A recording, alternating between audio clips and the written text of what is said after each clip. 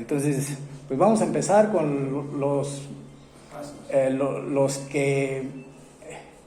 que Dios nos manda, aprendernos, estudiar la Torá, aprender los mandamientos, ponerlos por obra. Pero para eso, pues tenemos que estudiar, pensar, hablar, preguntar y contestar. Torá. A ver, no se escuchó muy bien. Vamos a estudiar. Torá. Vamos a pensar. Torá. Vamos a hablar. Torá. Vamos a preguntar. Torá. Faltó contestar, pero bueno, está bien. Vámonos ahí vamos. Vamos aprendiendo todos juntos aquí parejitos. Vamos a ir aprendiendo los mandamientos. ¿Alguien se sabe los mandamientos ya? ¿Todavía no da? No. Bueno, ese es nuestro reto de aquí para adelante también aprender. Mateo. En Éxodo, No, en Mateo están todos, ¿no? en Éxodo capítulo 20, el que leímos ahorita ahí, del 1 hasta el 17, ahí están los 10 mandamientos. No, el que tú dices, nada más es cuando a Yeshua, a Jesús le preguntan, ¿cuál es el más grande mandamiento? Y Yeshua les contesta, amarás a Dios. Pero antes les dice, Shema Israel, escucha y obedece. Shema Israel, Adonai Eloheinu, Adonai Echad. Escucha Israel, nuestro Dios, uno es. Entonces, y allí les contesta él, el primer gran mandamiento es, amarás a Dios sobre todas las cosas. Y el segundo es, amar a tu prójimo. Pero aquí nomás hay un mandamiento, no hay dos. El mandamiento es amar, y en los dos nos manda amar, nomás que a veces, o sea, hay que amar a Dios de cierta manera. ¿Cómo vamos a amar a Dios? En los primeros 4 mandamientos de Éxodo 20, en los primeros 4 mandamientos,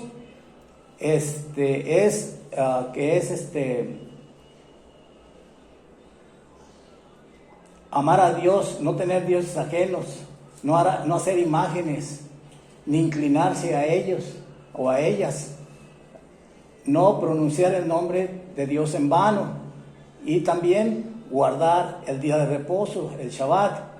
Así no los vamos a aprender ahorita ligeramente. De esa forma tienes que amar a Dios, respetando esos 4 mandamientos hacia Dios. De esa forma respetas a Dios y lo amas. Ahora, los otros 6 mandamientos: no matar, no cometer adulterio, no robar, no chismear. Creo que me falta uno por ahí, todos estamos aprendiendo también, ¿verdad? Pero el último es, no desearás, pues nada de tu prójimo, ¿verdad? Entonces ahí vamos aprendiéndolos y poco a poco vamos a ir avanzando. Pero como les digo, ¿qué creen que Israel hizo ahí en Jerusalén, en la tierra donde vivían? Israel son 12 tribus. Ya después se separaron en 2 porque Dios las separó. Les dije que en el capítulo 20 de Éxodo, allí se casó Dios con su pueblo Israel, con las 12 tribus. Después de allí no obedecieron. Israel se volvió un idólatra. Todos se hacían imágenes y adoraban lo que no era Dios. Adoraban a otras cosas que Dios no les había dicho. Por eso es que Dios se divorcia de ellos. Vamos a ver tantito qué era lo que hacían ahí. Vamos a ir al libro de Ezequiel, capítulo 16, y nomás vamos a ver algunos versículos ahí. Del principio empezamos, Ezequiel 16. Vamos a empezar desde el 5. Amén, hermano, Ezequiel 16. Sí. Recio, para que se oiga. Ezequiel 16, versículo 5. El que lo tenga, dele. Ezequiel 16, ¿hasta dónde? Empieza desde el 5 y yo te digo hasta dónde. El 5. Vamos a ver qué hizo. Pongan atención qué hizo Israel. En qué forma pecó. Dice: nadie tuvo lástima de ti como para hacerte alguna de estas cosas. Nadie se compadeció de ti, al contrario, te arrojaron al campo abierto porque te odiaron en el día en que naciste.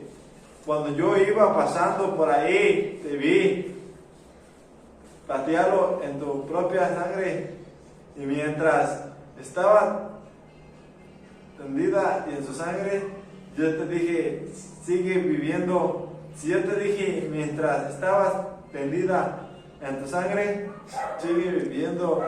Hice de ti una multitud muy grande, como las patas que brotan en el campo, y tú creíste y te desarrollaste y llevabas los mejores adornos. Tus pechos se hicieron firmes y te creció el pelo, pero todavía andabas desnuda. A ver, hasta ahí. Nada de ropa. Hasta ahí. Ese capítulo 16,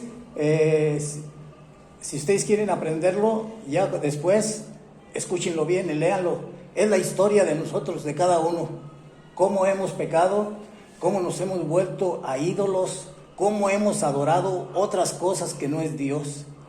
A veces, en vez de leer la palabra, la Torá, tener conocimiento de ella y grabarla en nuestra mente, en nuestro corazón para obedecer los mandamientos, más bien obedecimos a vicios.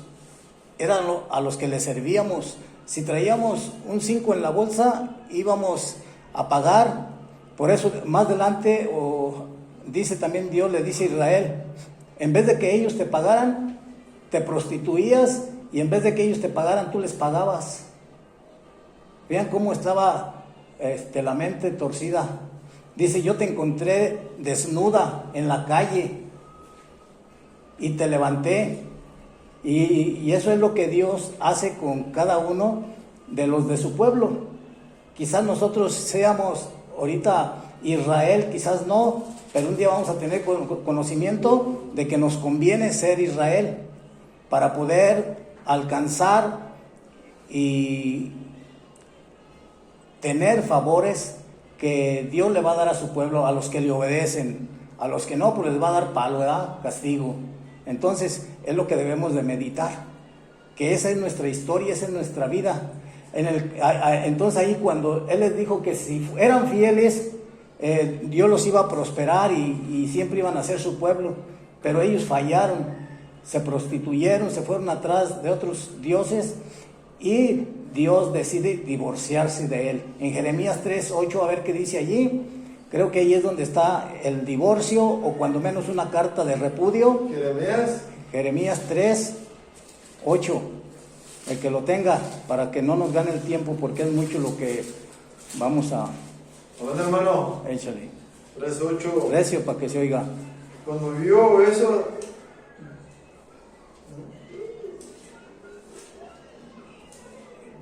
Despacito para que te apuntes bien.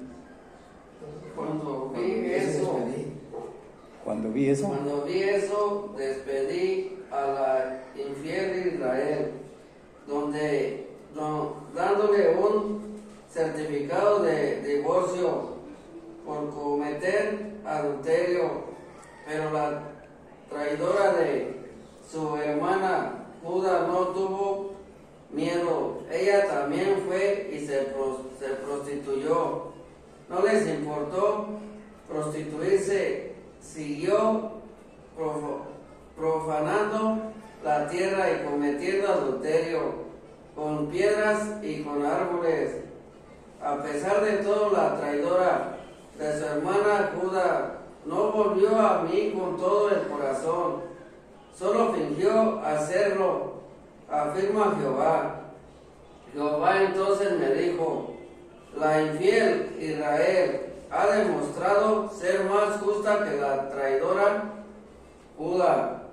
Ve y anuncia estas palabras al norte: vuelve, oh rebelde Israel, afirma Jehová. A ver, hasta ahí está bien, gracias. Ahí vemos que Dios le da una carta de divorcio, y todavía le tiene mucha paciencia a este pueblo, a estas 12 tribus, porque todavía les da reyes, les da profetas y todo eso, ¿verdad? Y los profetas les anuncian arrepiéntanse, porque si no, Dios los va a mandar por otro lado, los va a esparcir por todo el mundo. Pero ellos no querían entender. Entonces viene el primer rey, Saúl, viene el segundo rey, David, viene el tercer rey, Salomón. ¿Y qué creen que hizo Salomón? ¿Con cuántas mujeres se metió? Dice la Biblia que tuvo 700 esposas y 300 concubinas. Entonces allí es donde Dios, por no haber obedecido este pueblo, no obedeció el rey. Ya después vamos a hablar las reglas para un rey, para no caer, para no pecar. Y creo que Salomón no cumplió ese mandamiento de haber hecho una copia con su propia mano de toda la escritura que tenían en ese tiempo. Entonces le dio para los reyes y aún nosotros. Si alguien dijo que si queremos ser reyes, nosotros debemos de gobernar nuestro cuerpo. Y gobernando nuestro cuerpo, nosotros como reyes vamos a decidir qué entra a nuestro reino, a nuestro cuerpo. Entran vicios, entran comidas impuras, entran groserías, o salen groserías de ahí, de nuestro cuerpo, o cometemos adulterios. Todas esas cosas necesitamos que nuestro cuerpo automáticamente rechace todos esos pecados. Por eso debemos implantar y dejar bien grabado en nuestra mente y en nuestro corazón, en todo nuestro ser, cada uno de los mandamientos. Pero vamos a ir aprendiéndolos poco a poco. Allí divide el reino, lo divide allí en dos. Se van 10 tribus para el norte y se van 2 tribus para el sur. Y ahí se empiezan a perder. Cuando le dijo ahorita, lo que leyeron ahorita al último, cuando Israel se portó mal, y luego dice, tú, Judá, también fuiste igual. Viendo que ellos estaban mal, tú no te arrepentiste, ahí los voy a esparcir por todo el mundo, pero ustedes también.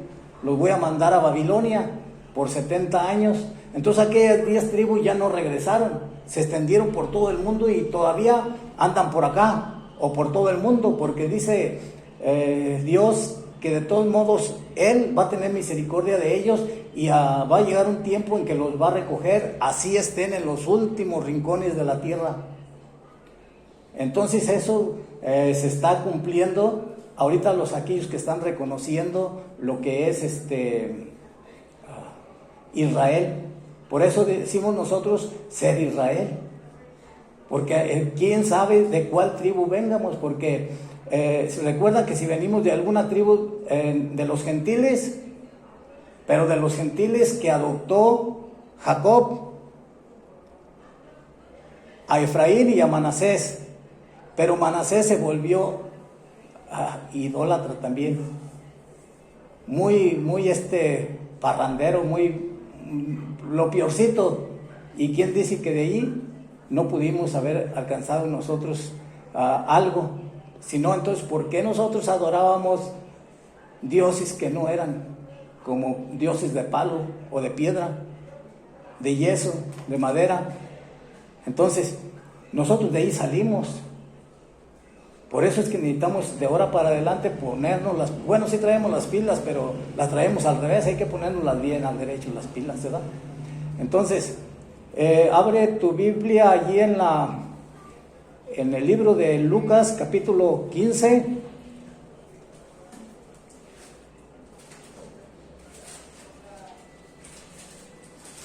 Amén. Bueno, hermano. A ver, alguien que le dé lectura recio, que se oiga hasta acá. El 15:1. Sí, a ver ahí, en el 15:1 ahí está no recuerdo bien dónde está, ¿cuál es la que empieza allí? Ahora bien, todos los cobradores de impuestos, ¿esa? Allí es capítulo 15 Sí. de Lucas. Sí. A ver, síguele. Ahora bien, todos los cobradores de impuestos y los pecadores se juntaban alrededor de él para oírlo. Tanto los fariseos como los escribas murmuraban: este hombre recibe con gusto a los pecadores y come con ellos. Entonces él les puso esta comparación: ¿quién de ustedes tienen 100 ovejas y pierde una de ellas? ¿No deja a las 99 atrás el campo y va a buscar a la que se perdió? Hasta ahí, localícenme la otra parábola que sigue más abajo. Creo que es la del hijo pródigo. Sí, espérenme ahí tantito. Bueno, dijo que ¿cuál pastor que tiene 100 ovejas no deja las 99 y se va a buscar la oveja que se extravió, que se perdió?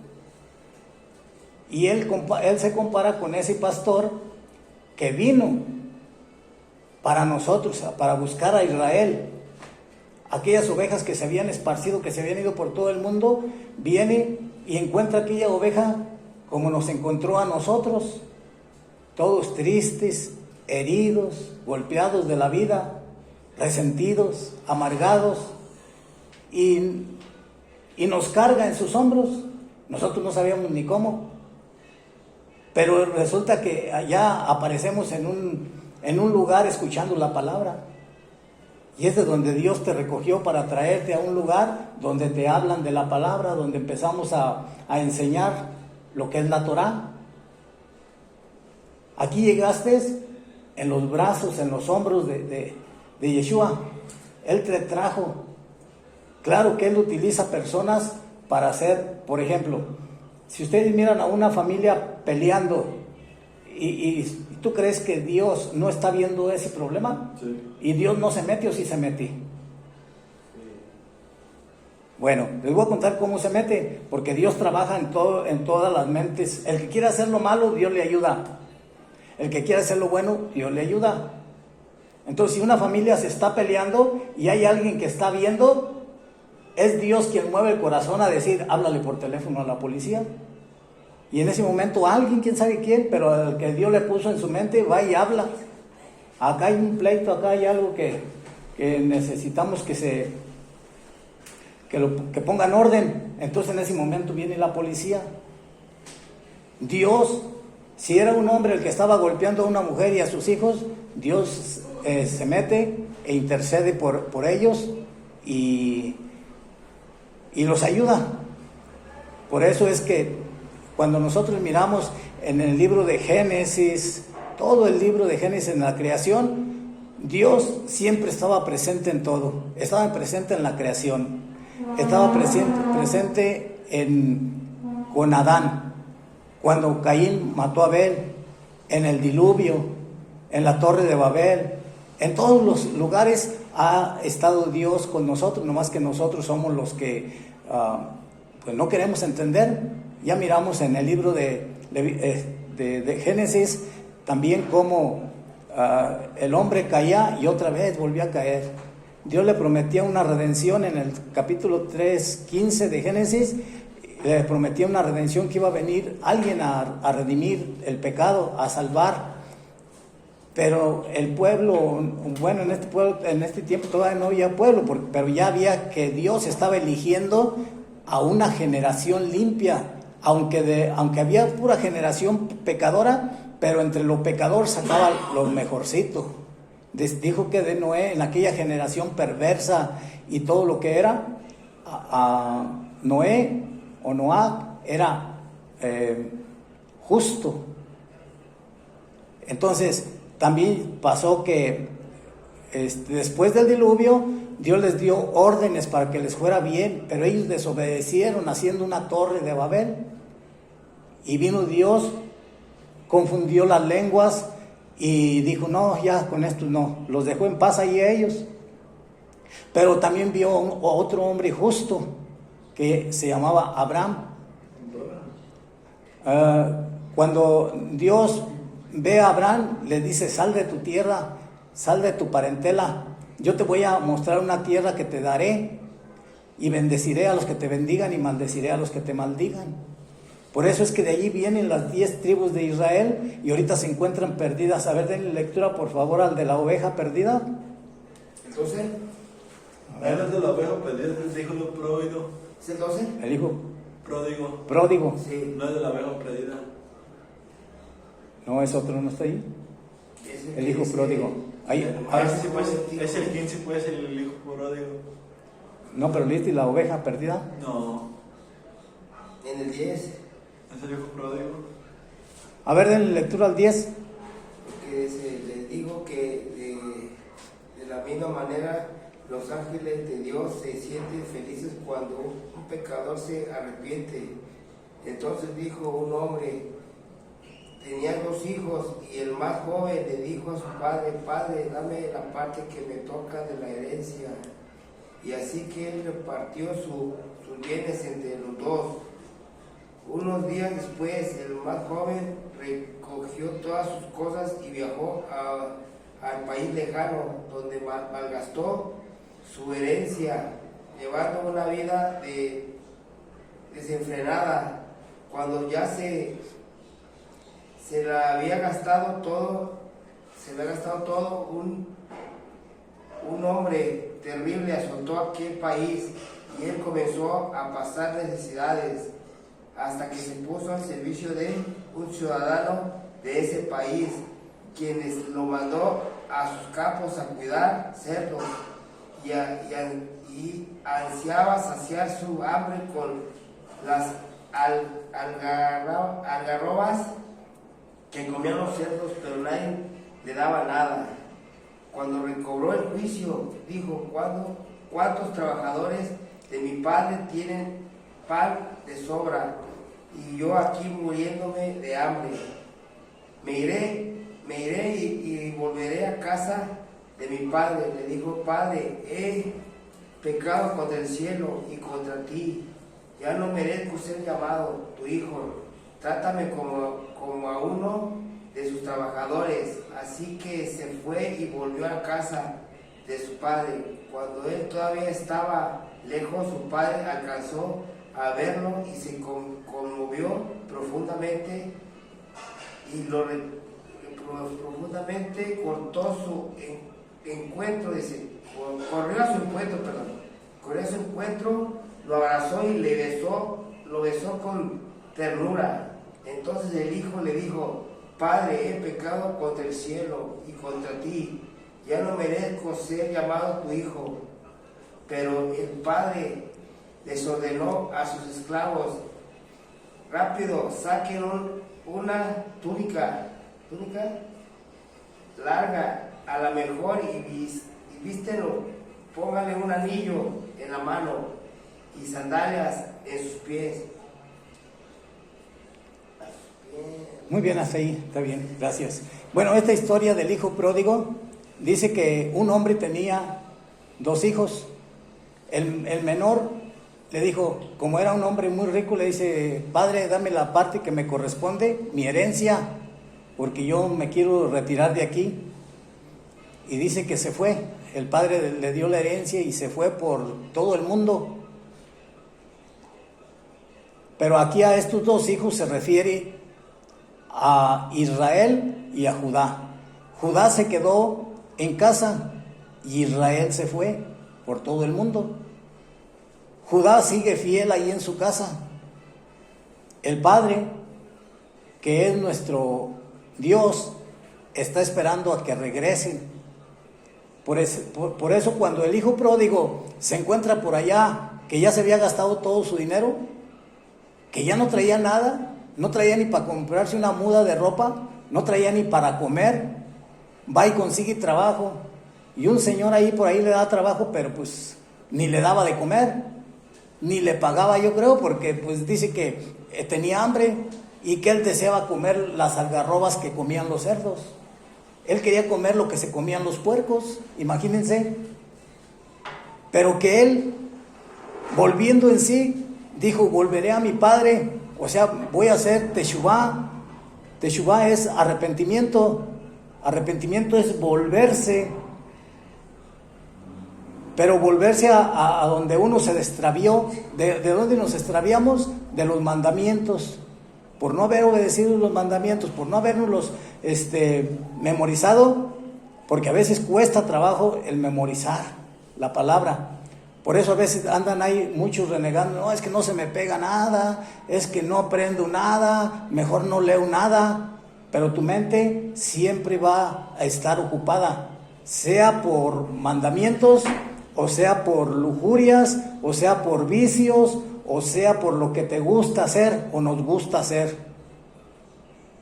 Nuestra mente siempre va a estar ocupada.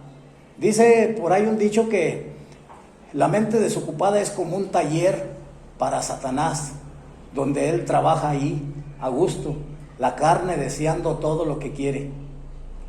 ¿Sí? Entonces dice que él se arrepintió y volvió, pero en este caso de volver, ¿a dónde va a volver?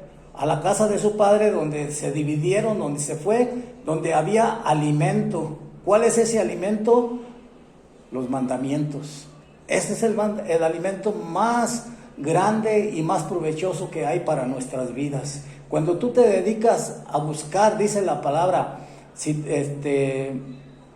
que busques primeramente el reino de Dios y su justicia, y todo lo demás se te dará por añadidura.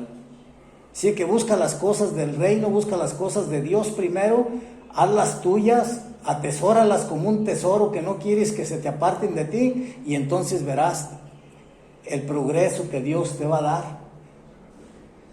Primeramente, paz para con tus enemigos. ¿Quiénes son tus enemigos? ¿No se lo saben?